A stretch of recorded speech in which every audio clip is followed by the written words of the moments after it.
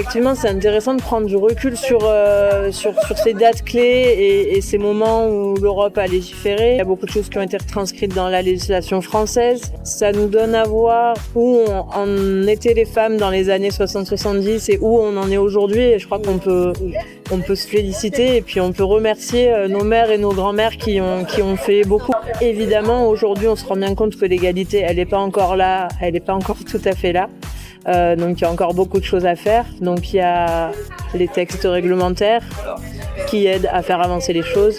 Et puis les mentalités, la culture, les pratiques dans les entreprises qui doivent évoluer aussi.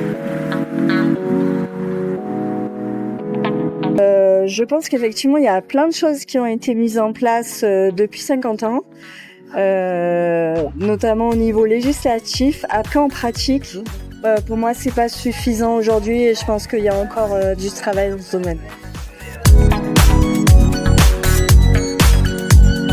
Pour le coup, j'ai vraiment identifié l'Europe comme un endroit hyper intéressant pour toutes ces luttes-là. Notamment, j'ai beaucoup suivi ces derniers temps la question de l'accès à l'avortement. C'est hyper important que ce soit au niveau européen, qu'il y ait ce genre de combat commun pour faire aussi évoluer certains pays qui sont en retard. Je trouve que l'Europe, elle prend à cœur ce genre de thématique et ça, je pense qu'elle est à la hauteur dans le sens où les sujets sont portés.